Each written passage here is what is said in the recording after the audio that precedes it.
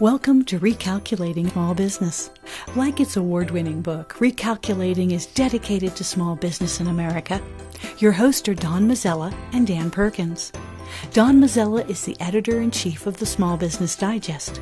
Dan Perkins is a registered investment advisor with 43 years' experience in managing money. Dan Perkins here, your co-host, along with Don Mazzella of Recalculating for Small Business.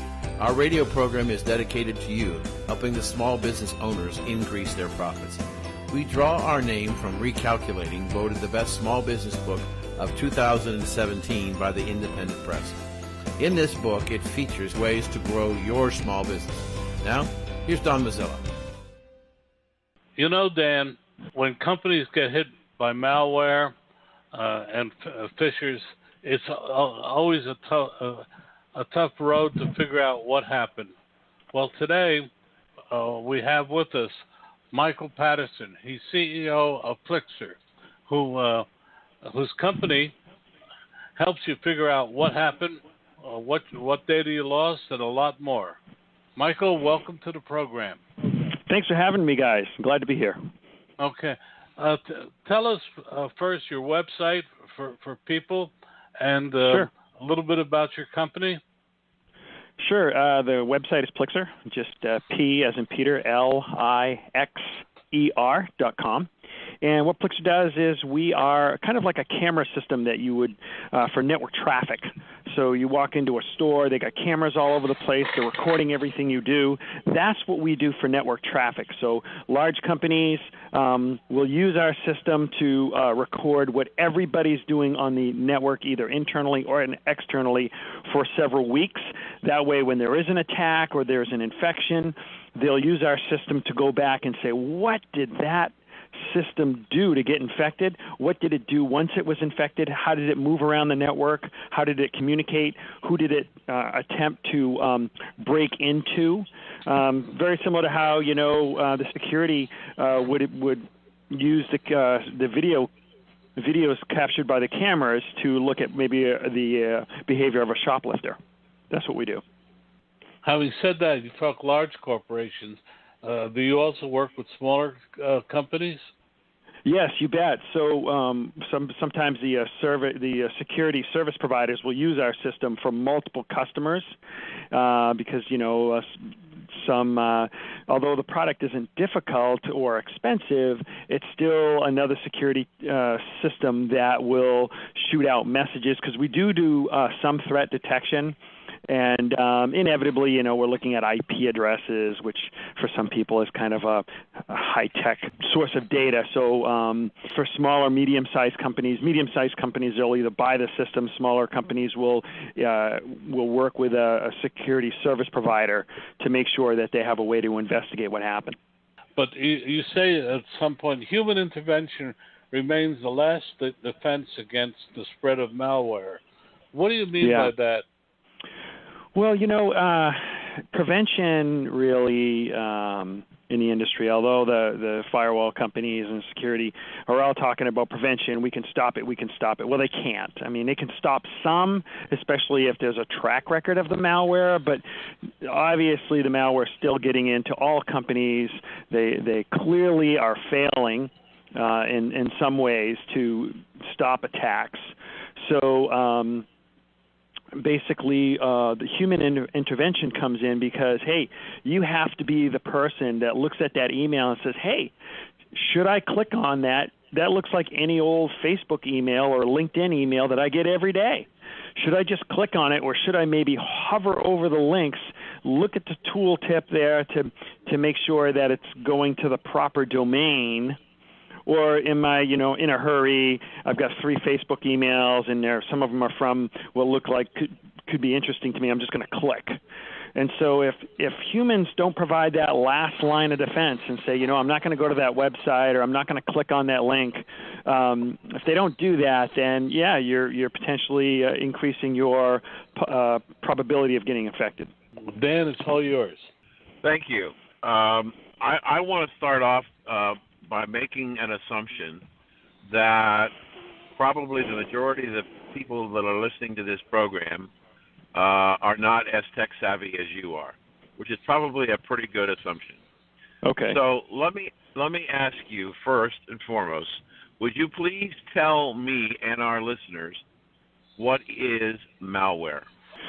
So malware is something that, given the choice, you wouldn't want on your computer. So, yeah, so that's an easy way to define it right there. But it's probably taking something from your computer that you otherwise wouldn't give out, or making that computer behave in a way like mining Bitcoin in a way that you wouldn't normally agree to. So, and most of the time it's unbeknownst to you. You have no idea it's happening. So, no, we're gonna go into theoretical. Okay.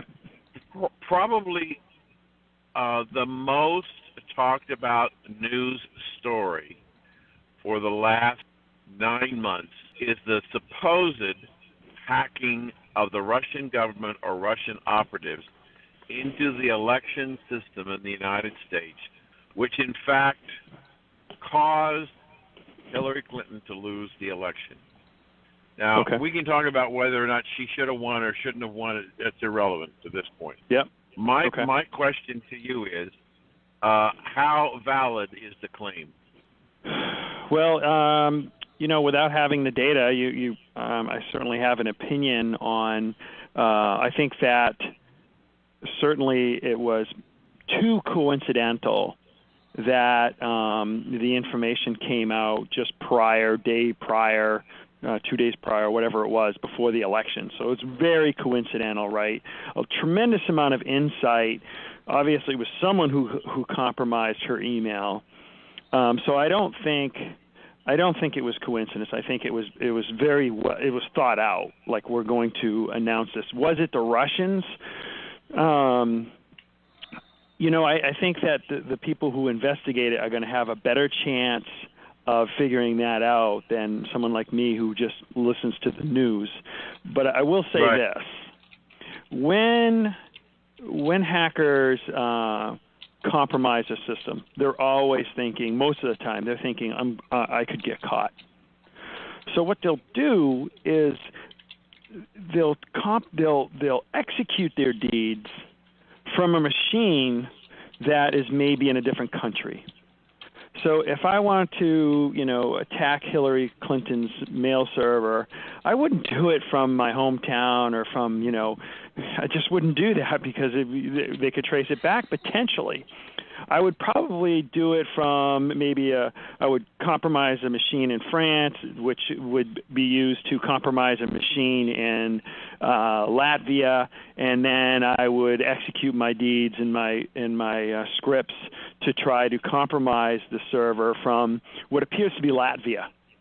And all in my scripts, since there's a chance that they could be discovered and reverse engineered, decompiled, I'll make sure that my comments in that code are in Chinese or they're in some other language other than my native tongue, because I want to mislead people as much as possible to prevent them from figuring out that it was a Russian guy in the Ukraine, or a Russian-speaking person in the Ukraine.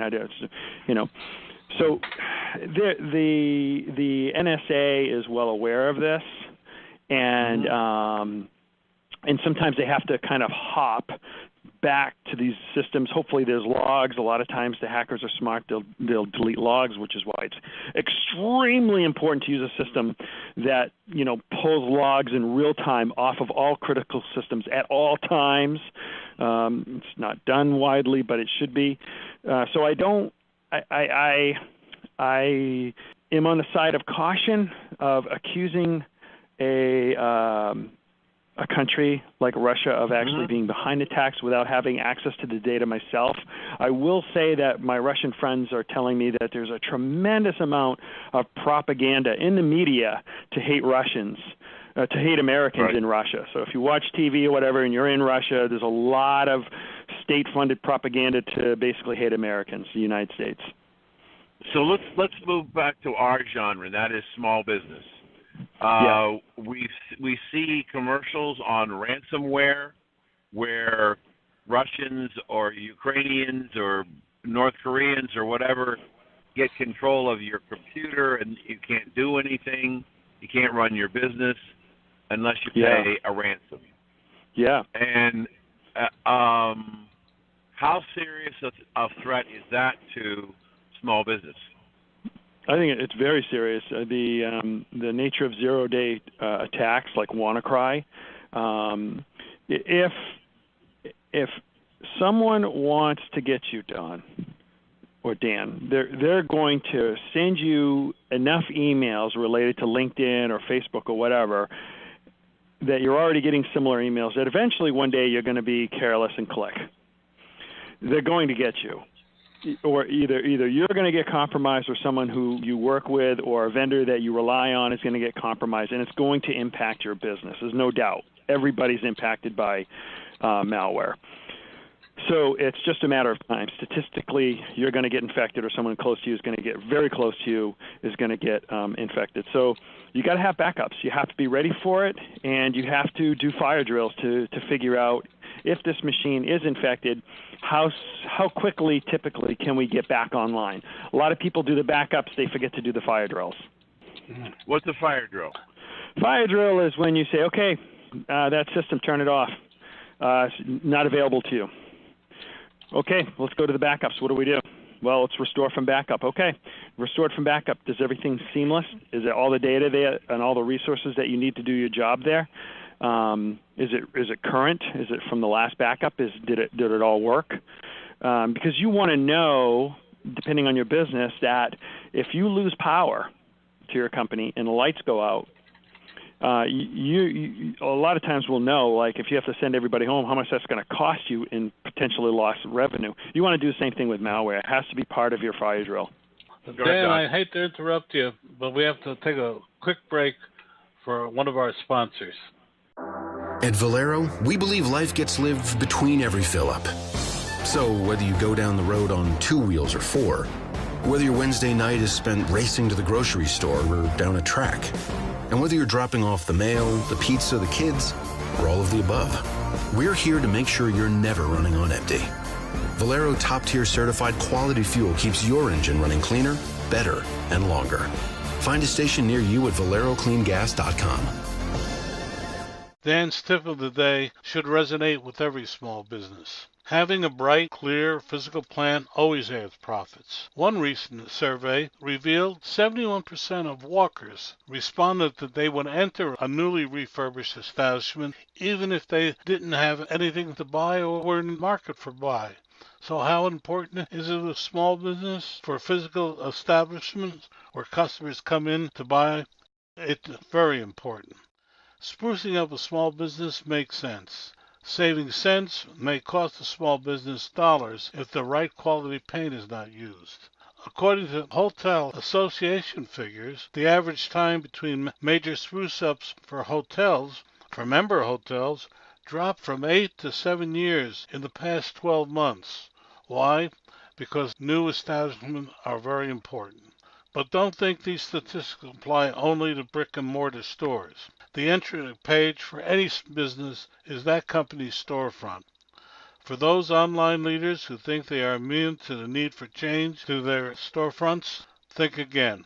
While changing index pages initially loses visitors, new visitors are usually generated within 3 months. So today's message, in a physical plant or online, stay new, it will help profits. We've been asked recently by a number of people, how can they listen to past shows? And if you go to recalculating.biz, you'll find a link to iHeartRadio, which will allow you to go back and listen to shows that you didn't get a chance to finish or never heard. So we encourage you to go there, recalculating.biz. Welcome back to Recalculating, the program dedicated to American small business. Now it's time to bring together our 2 experts, Dan Perkins and Don Mazzella, as they discuss things that are happening now that are affecting your business success. We're back with Michael Patterson. He's CEO of Plixer, and he and Dan are having a fascinating discussion on just what happens when you get hacked or have malware. Back to you, Dan. Thank you, Don. Michael, I don't know whether this is folklore or fact, or is it urban legend? Is there truly a difference from cyber attack between a Windows-based system and a Mac OS-based system? I don't think there's any difference in necessarily the goal of the attack is to, ultimately receive some type of illegal compensation. I think that it is true that Microsoft machines tend to be targeted more, only because there's a much larger consumer base of Microsoft products. So naturally, people are going to write their malware for those operating systems. We had a guest on the show some time ago, and we were talking about cybersecurity. And he said, it just kind of blew me away, and I'd be curious whether you agree with him. He says that the best cybersecurity that you can do as a small business is when you go home at night, turn off the computer. It'd be interesting to hear why he would say that. I leave my computer on at night, but we monitor my traffic. I think probably that might be a good strategy. So I just don't understand why. I mean, you could get updates during the night that could, for a 0 day, and then, the update for it comes out at 4 a.m. before you get up, and my machine's running, so it's automatically going to install that and reboot. But I will say this, is if you're a small business and you're worried about this stuff, and you absolutely should be, because it is going to affect you. And it's getting worse because the defensive mechanisms out there are just failing. They're just not working like they would. So we're losing the battle. You absolutely should be using a service, and these outsourced security service providers can help you with this, where people within your organization are receiving emails from them that are very targeted, and they're basically trying to see if they can get your employees or your executives to click on something or call a phone number where they can socially engineer. So I'm not even talking about a malicious piece of code, a software. I'm talking about just con artists, because really that's one of the largest forms of theft using cyber. It's not even malware. So a service that's actually trying to manipulate your employees with an email, trying to get them to click on something, and then, ultimately if you click, they know who you are because they sent you the email and they gave you a unique link. They call you up and say, hey, I sent you that email. You clicked. Here's a couple of things to think about next time because I'm going to keep doing this. So rather than routine training, how about something that just constantly helps your company maintain a heightened sense of awareness that, hey, every stinking email you get could be from that vendor who's trying to see if you're going to click. And if you click, your boss is going to find out about it. Security team's going to be aware of it. It might even go into your personal file that, out of 20 emails that were sent to you throughout the year, you clicked on 2 of them. Okay, so your risk factor for the company is maybe low in comparison to some of the other employees in the company who don't apparently really care and frequently, click on just about anything that comes in. You want to know who those employees are so you can train them and get them up to speed and let them know how serious it is. I have another question for you, Michael. I recently had a problem with my Mac computer, and I called the tech support at Mac, and what they found out when they did their remote control of the computer, which I find to be fascinating technology, that either through a mistake on my part or clicking on one of those things that you talked about, which is a mistake, I had 3 different security software packages that were running at conflict with each other and conflict with the built-in security software with the Mac program. They said you need to get rid of all the external stuff and just rely on the Mac system because everything else seems to be in conflict with what we're trying to do. Have you ever heard about that? No, I've never heard.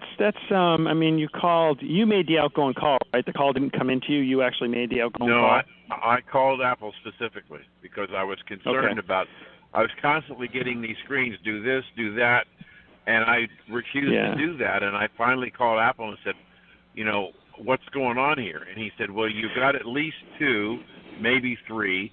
We went through the whole system and cleaned up the hard drive, got rid of all of those externals, and I haven't had any problems since then. But I understand what you're talking about, because sometimes when you click, it's like if you click on an ad for a magazine. Yeah. I'm sure I'm not the only person in the world anymore, but when I see an offer, I want to read the fine print, because some places, if you click on this to download this menu bar, you also give up your right, and they're allowed to do whatever you want, whatever they want. So I'm now at the point where I'm reading the fine print before I click on anything. Yeah, because ultimately, let's digress on it. That's an extremely good point that you just brought up, and here's why. Most free software that we get today is really costing you personally identifiable information, PII. So if you install Words with Friends, it's a free game. You can buy the commercial version, but really the free version, what it's doing in exchange is it's grabbing your, potentially your contacts. It's grabbing your location. It wants to know where you are in the world. Now, why do they need that? Because they want to resell it. They want to use it for whatever reason. So if you get the free operating system from Microsoft, they're grabbing all your contacts, they're grabbing all your calendar events. They want to know what you're doing so they can push ads to you. If you, I recently learned we use the Plantronics headsets. That way I don't have to pick up a phone and, I can just wear a headset and talk. Well, what they're doing, Plantronics, is they're grabbing details about every single call every employee makes. Whether or not they're transferring the call, whether they're putting the customer on hold. They're grabbing information about who the administrator is. They're grabbing information about how people authenticate onto your network. Now, this is a headset company, right? But if you use their free phone, they're grabbing all this data and they're creating big data out of it. And if you don't like it, you can't even turn it off. Now, they had the ability to turn it off, and then they took it away and said, no, we like that big data too much. If you upgraded to the new and improved version, well, guess what? They also took away the ability to turn it off. So, small businesses and medium businesses that, they're just not aware of the majority of what's being taken from them. Out of their businesses is from companies that they trust and they gave them permission to from the end user license agreement. So if they're not like you and reading the fine print, and the fine print, by the way, just says we'll grab information from your computer, they don't even always provide the details. And guess what? They can change their agreement at any time without telling you. And grab more information. So you're absolutely right. You want to be hyper paranoid and even if you block these guys, you're a big enterprise, you're like, I'll just block them. Well, that's not going to work, because every upgrade or hard-coded into the software was, after a couple of months, use a different domain, and they'll just get the information out of you. So I've actually been writing to my congressmen and our senators here and saying, look, you need to be aware that there's just massive heist going on. And I think I'm sure that it's worse than malware. These companies that we trust are just taking everything they can out of our organizations with permission. Yeah. Don, how are we doing on time? Well, we have about 4 minutes. I just want to drop in here. No, it's fascinating. Dan, you always manage to get onto a topic I hadn't even thought of, but it's fascinating. And Michael, will you tell our audience your website again and how people can reach you? Sure. They can reach us at Plixer.com. That's P as in Peter, L as in Larry, I as in Indigo, X as in X-ray, E as in Elephant, R as in Robert.com, Plixer.com. We're talking with Michael Patterson. I have, from what I'm listening, liberals complain about a big government and how 1984 is here. But from what the conversation I've just heard, we should really be more scared about private business and what they're gathering from us. And if it's ever turned over to like the Chinese government, we might be in trouble. I think they already have most of it. Details about, our health records, our social security numbers, our images of our thumbprints, fingernail, everything. It's available. A lot of it's out there now. Where's it going from here? It's yet to be really fully appreciated. Right now, it's mostly being just used for ads. So will they eventually use it to but my fear is that they're going to use it to completely take over my identity and ultimately my money. So I can't function. And I only have one identity. So that's my fear. Right now it's used mostly for marketing and ads, but imagine if someone could take over your identity and electronically. They don't even need to look like me. They can just have access to all my bank accounts, transfer all my money, and then it's gone. That's my fear. Michael, how did you get into this business? You seem a fascinating individual. How did you get into it?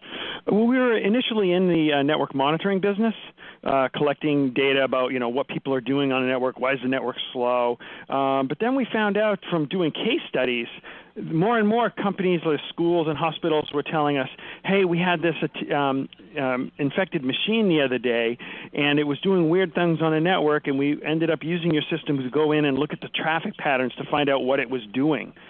And ultimately, our customers ended up pushing us into the investigative business. That's kind of how it evolved, How long have you been in business? Since 1999. Wow. Dan, you get to ask the last question. So if you could give our listeners, our small business people who are probably not as tech savvy as you, what is the best thing that they can do to protect their systems on an individual basis? Engage a outsourced security company, someone that can. Our company doesn't do that. We provide the tools to them actually, but engage a company that's going to do some of the things I talked about, like grab all your logs and authentication and pour through them with scripts automatically. They're going to help you with your backups and the fire drills.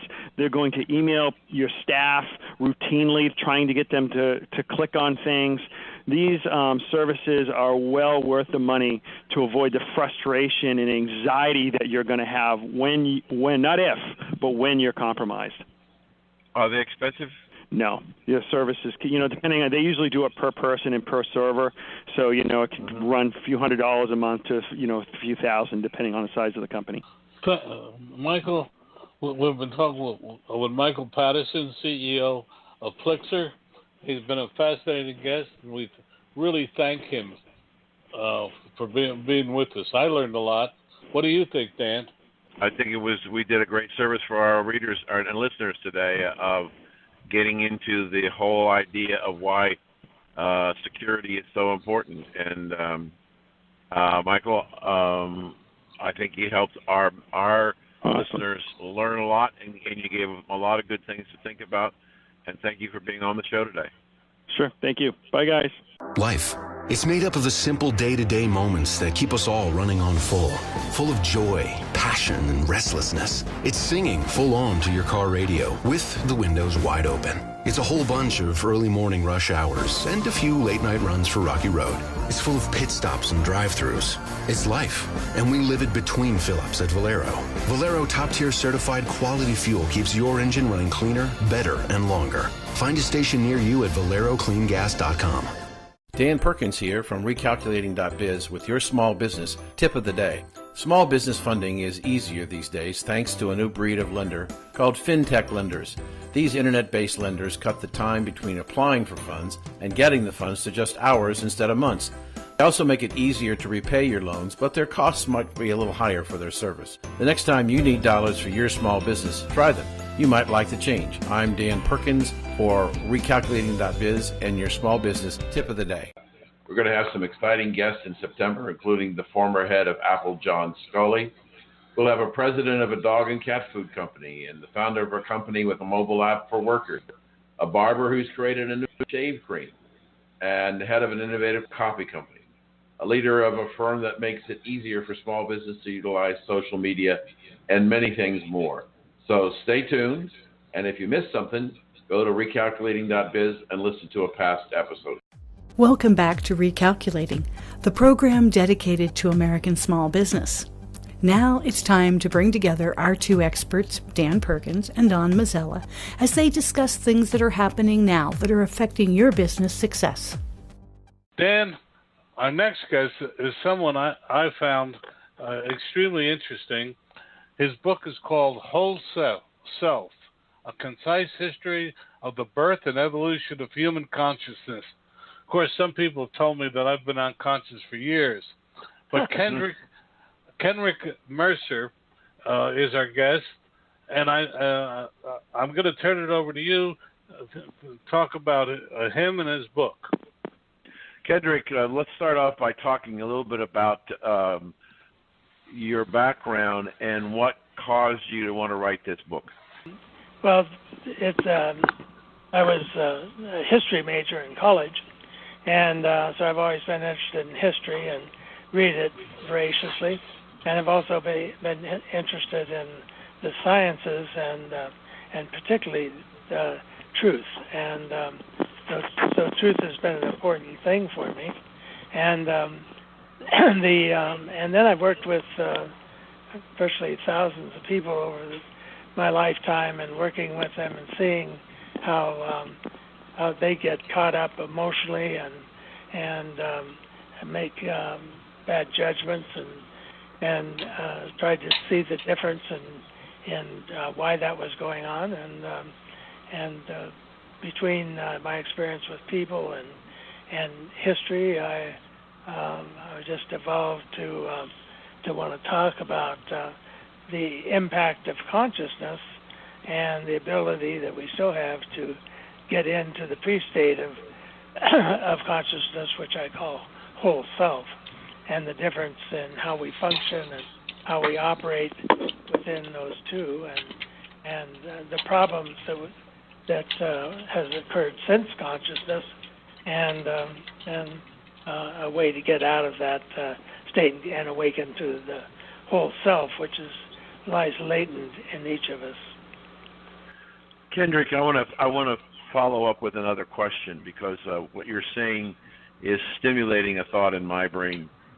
And I'm wondering whether or not that part of the problem that we have on planet Earth is that we haven't figured out that different people process information in different ways. Not their language, but their thought processes are different, and that we tend to think in America the way Americans think, and we expect other people in the rest of the world to think the same way that we do, but in reality they don't, do they? No, everybody comes from a different state, and it's based on their childhood and what they've encoded, which is encoding as a process of assimilating your cultural information that you are born into, and it's different if you're born in Syria. It's totally different than if you're born in America, and that's part of the problem that's creating the upset and the wars and terrorism, of course, and is that encoding of our childhood culture, and it's recently been noted how we got that with the E neuron, which was discovered in the brain, which assimilates our culture wordlessly. Even beginning the day we're born, we begin that assimilation. And so we're assimilating culture, religion, prejudice, as well as what we eat and how we dress. It's the whole thing is different. So let me go back to your comment about assimilation. We have in the world a group of people known as Muslims, and they follow the Quran and Sharia law. And under the tenets of their religion, they basically say, do not assimilate with Christians or Jews. They're prohibited under their religion to assimilate, which is why when they went to Europe, they created all these enclaves, which we call no-go zones, because they didn't want to assimilate with the French or the Germans or the English or whoever. They wanted to stay in their own structure. And here we have a religion, a way of life that says we're not going to assimilate. How does that affect the overall culture of the world if you've got one portion of it saying we're not going to join you? Yeah, and well, it's the same with every religion. Is if you're born into it, you assimilate what the family feels. Now, sometimes somebody can get angry and reject it, but that's part of the process. But generally, you assimilate it, and you carry that into the rest of your life, unless you recognize it, and you can. And I've had people do it, is form an intention, a heartfelt intention, and they can, with great effort, change what they've assimilated. And what I say is assimilate. Once you see what you've assimilated is not true, you by recognizing what is true, you can change that encoding, but it's not easy. Well, if you look at the Muslim faith, at 1.3 billion people, the basic tenets of the Muslim faith have never gone through a reformation. They're the things that we're teaching today, that are being taught today in the Muslim faith, are the same things that were being taught when Muhammad founded the religion. In fact, he told his followers, change not a period. And so there's been no assimilation, no change, no reformation in the Muslim faith in 1,400 years, where all the other religions of the world have gone through some significant changes. I would think that the consistency of 1,400 years of doing the same thing, believing the same things, got to be a powerful influence on a person's life. Oh, absolutely. But I wouldn't just confine it to Muslims. It's true of every religion. It's true of political parties in the United States. I mean, if your parents were strongly Republican, you tend to be Republican. If they're strongly Democrat, you tend to be. That can change through like a rebellion or some insight, but basically it stays the same. But what we have in the United States and also in Europe, we have a situation where we are becoming more and more secular, walking away from religious beliefs, and we don't go to church. We don't believe in religion or anything else, and the churches are empty because people have decided they know what's best for them. They don't need an image or a belief or a set of rules to follow. And I wonder if that's... Yeah, I call that the truth. Americans are more and more looking at scientific and factual information and seeking truth, and that's a powerful creative force, and it's actually gaining ground very quickly. So you're saying that Americans are looking for truth? Yes. Uh-huh. Is that what you're saying? Yes. That's. Yet we're at a time. Yes, we're at a time in our country where our principal vehicles for communication are littered with individuals who don't want to seek the truth. In fact, don't want to pay any attention to the truth. They want to rewrite history or rewrite the truth or abandon what has been part of our tenet. So yeah, it is a problem. It is a problem because of all the internet and all the false information and stories and all that. And part of this book is about recognizing it and seeking the truth. I have a strong section in there versus belief and truth, and belief has no boundaries. It's totally limitless, and while truth is narrow, it only has one answer, and the importance of truth versus belief. So let me give you an example. We have had for many years a belief that global warming is a serious problem for the world.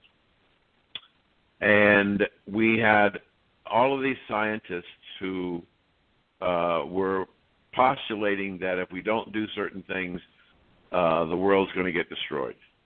And so we made changes in the way we conduct ourselves, the cars we drive, how we generate electrical power, on and on, and made all these changes, try and improve the environment.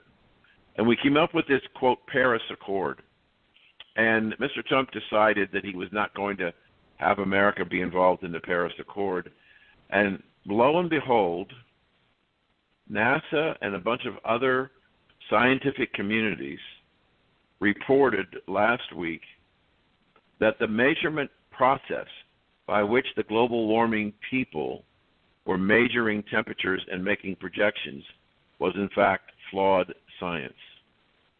So we have generations of people who've been told what they believe to be true because somebody said, we're going to lose the polar ice cap, this is going to happen, the world's going to come to an end. And so a generation, if not two or three, believed that to be true. And now much bigger scientific communities are saying the fundamental research was flawed and it's not true. How does somebody who's lived most of their life believing that CO2 is going to be the end of the world, how do they adjust to a new truth by greater scientific agencies that are saying that the data and way it was collected was flawed and we don't have a problem? Yeah, well, that eventually the truth always comes out, and it may take time for that to occur, and there's often differing views on different points historically, but eventually, predicting the future eventually happens, and there's evidence, and the truth falls out. It's okay to have a question about an idea, and it's good. As a matter of fact, it's very healthy to have a question about an idea until it's validated, and that's part of making good decisions. Is if you're not sure, you wait and gather evidence until you feel that it is truth. So that's a very important part of the process. And so there's different views on a lot of things, and the truth will come out. But it's interesting, if we have in our political environment in the United States, we have a mainstream media who doesn't seem to be concerned about the truth. They're more concerned about the story. And some people call that fake news. But there are people who trust, or used to trust, used to be said that Walter Cronkite, when he was doing CBS News, was the most trusted man in the United States. Mm-hmm. Not the president or a senator or congressman, but what Walter Cronkite said had to be true. And so what I'm saying is that we have situations where things are believed to be true, but now we've gone to the point that the political process, the political mind, has distorted what is the truth for a political objective. And then when the truth, as you say, is found out, the political mind has to adjust to try and figure out what to do. I mean, look at CNN, who has decided that its mission is to destroy the president of the United States, and yet ultimately what happened is that they destroyed their reputation. They're now the 13th most watched network after reruns of Gilligan Island on cable. So their desire to tell the truth and to lie about it and mislead the American people, when the truth came out, as you said, when it was finally determined that they were lying to us, the American people no longer had credibility in that particular report, and so that they lost faith, if that's the right word to use, in what was being reported at CNN. And I think that there is a general belief in the United States today that the mainstream media, which of Walter Cronkite's era is totally different than what it is today. And if you make a mistake, you just do a correction on page 29 or on a later show. Before you hear this, or this, or even this, before you turn a key, step on the gas and let it rip, before you get up and out and on the road, you have to be fueled by something. Make sure that something is Valero. Valero top-tier certified quality fuel keeps your engine running cleaner, better, and longer. Find a station near you at valerocleangas.com. In New York this week, 500 managers and bankers from across the fintech world met to discuss the rising use of online financial resource companies. It was the latest of a number of such concaves across the country. What does it mean for small business leaders? Speaker after speaker droned on about the funds available to grow their small businesses. Other panelists talked about the ease such companies are making the loan process. Finding the money to grow can be as short as an hour. Some speakers said the average was 3 days versus going to a more traditional banking resource, which could take up to 3 months. But as one speaker pointed out, small businesses can suffer in one way from the fintech revolution. The personal banking touch that puts the small business leader in physical proximity to the banker, that personal touch that can come in handy should growth plans not work out exactly as expected, is not there. There is an old saying, when you owe enough to the bank, you own the bank. Most banks won't let that happen, but having a personal relationship can ease some issues. Fintech bankers are about doing everything over the internet. For those times when the small business succeeds, this works great. But what happens if they don't? It's harder without that personal touch. So what's happened in your mind and to the values that we used to have in this country? Are they disappearing? No, I think that it's part of the difference between whole self and consciousness. Consciousness can range all over the place and can have 1,000 ideas, where prior to consciousness, we didn't have words. Like, no words would come through your head because there were no words; they were an abstraction. So in that state, the only fear you could have is fear in the moment, because you could only be in the moment. You couldn't be out of it, and the only thing you'd be is standing there. And if in your sensory system there was something to fear, you would alert to that fear, and you'd take immediate, spontaneous action and appropriate response, or you wouldn't exist. And so you could only be in the present. So you're only dealing with present things and present responses. And everybody would like to say, they always say, I'd like to be in the moment. And that's a state that we were prior to consciousness. And we can still get that state in various ways, as I talk about in the book. But it would be a great freshening of reality, politically and otherwise, to be in the moment, respond to what the fear that's present, rather than creating imagined fears and that everybody's reacting to, which is part of the political system, is to scare people into different space and with belief and those things, instead of just simply responding in the moment to the truth. We still have that capacity. It lies latent, but it has to reawaken. And my intention is, in the book, is to alert people that we have that state of consciousness lying latent within us, and how to access that state of consciousness. Because all of this arguing and arguing about facts and what's truth and who's right and who's wrong tears the country apart. So what do you think is the biggest challenge as the author of this book and looking at America? from your perspective, of truth, what is the biggest challenge you see facing us as a nation?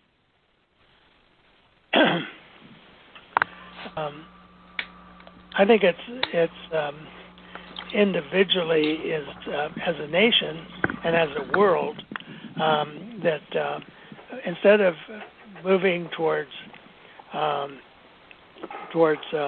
hate and defensiveness and reaction, is to begin to be harmonious with each other, which is the state of whole self, to be harmonious with political parties, to be harmonious with the world. And the world is not going to get better by keep digging up barriers and untruths about each other, and instead seeing that if the world's going to survive, if our Earth is going to survive, we've got to start moving towards harmony, whether it's political parties or with us as individuals or us as nations. And unless we move together and recognize our mutual problems, we're bound for a bad ending. Where do you think, in your opinion, that if I could be so encompassing, where did the world change? What caused the change? In your mind, is there a particular moment in time in the history of the world that this thing went awry and has continued to veer off in the wrong direction? Well, yeah, it's 60,000 years ago when consciousness evolved was certainly the beginning, and it's important to recognize that, because at that stage we began to abstract think. What came up was fear, and with fear we could imagine all the things that might happen to us, to our children, to our most precious beings, our children, and we began to start to control everything that we feared. And that was okay as long as it was within our tribe, but as tribes got bigger and there were more people in the world, we began to bump against other tribes who had brought a different culture and saw different fears, and then if somebody harmed another person from another tribe, then we began to arm against the other tribe, and we, whatever it was, we tried to control it. Matter of fact, one of the first things we feared was we realized that we would die. Before that, we had no way of thinking about that they were going to die, and once we knew we were going to die, we tried to come up with something, and of course religion was the first solution. Is we'll live hereafter, and then another thing we thought of was fear. Every tribe has suffered famine and not having food, and from my perspective, it was the beginning of farming, and when we began to create assets, then we had to protect them against other tribes, so we had to create government and armies to protect it, and on and on and on. But it goes not only to those major fears, but to personal fears. What if my child did this, or what if they did that, or what if they made a mistake, and how to control our children, and how to control everything around us. And it's just gotten to where we're fear-minded, and we're trying to control everything we fear. How do we fix it? Well, within ourselves is that state of whole self, and it's a state of being in the moment, seeing the truth, and responding spontaneously and appropriately to that truth. And in that state, it's a state of well-being, a state of tranquility when there's nothing to respond to. And when we respond precisely to the problem and not to a bunch of analysis. One of the things we overanalyze and overthink when we're totally encoded from whole self to respond spontaneously and appropriately to the event or to the situation, and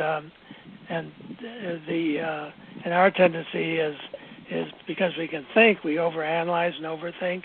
In business, it's a huge handicap. Most administrators way overanalyze, overthink, and often make wrong decisions instead of trusting themselves to respond instinctively to the best answer, to the truth, and respond appropriately and spontaneously to that truth. It saves time, but it also makes better decisions. There's been thousands of studies on triple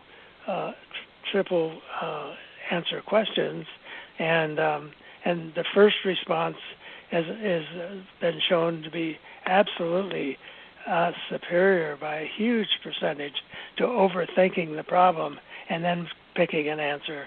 The first response is appropriate, and so instead of overthinking and overanalyzing, we trust ourselves to respond appropriately, and it's quick, it's easy, and it's effective. Kendrick, how can people reach you? Oh, Lori, how can they reach us? The website is www.kendrickmercer.com. So will you spell it out? www.kendrickmercer.com. And if someone wanted to email Kendrick? Yes, they could email him. There is, on the website, there is a place to email him, and it'll come to us. So there's a few different contacts, and it also describes the book, the philosophy, his history, and all of that. Well, the reason he was on the program is I was fascinated by it. But I think if you can, I think you should send a copy to Dan. I think he'd love to hear about it. Excellent. Okay. Well, I'll send the link so he can email you directly. Okay. All Thanks right. Thank you so much for your time. You bet. Bye. Thank you. Bye. Okay. At Valero, we believe life gets lived between every fill-up. So whether you go down the road on 2 wheels or 4, whether your Wednesday night is spent racing to the grocery store or down a track, and whether you're dropping off the mail, the pizza, the kids, or all of the above, we're here to make sure you're never running on empty. Valero top-tier certified quality fuel keeps your engine running cleaner, better, and longer. Find a station near you at valerocleangas.com. Dan Perkins here with your Recalculating Small Business Tip of the Day. Did you know that a candle can be an energy saver for home and office? An old-fashioned candle can be a new-fashioned energy saver, and at the same time provide a warm glow to any home office. Adding a candle seems like a silly thing to do, but it can help check for drafts. You can use the candle to test if new windows are needed. Here's how. First, take a roll of blue painter's tape and tear off pieces and put them on your left arm. Pass the candle around the opening and mark the spots around each window and door where the candle flame flickers. When you have finished your test, step back and see if you have tape around all of the window or only one side. The more tape you have on the window, the more money you will save by replacing those windows and doors. Check out recalculating.biz for more useful small business suggestions. This has been Dan Perkins with your Small Business Tip of the Day. Want to know more about health savings accounts for your company or yourself?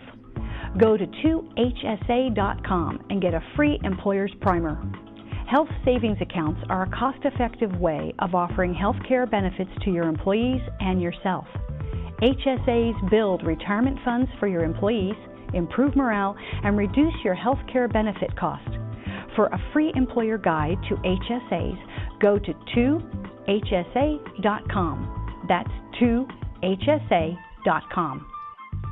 Well, we enjoyed the show today, and we encourage you to go to the website, as I said before, recalculating.biz, listen to Glass shows, and we're also going to start giving you some heads up about who's coming in the future.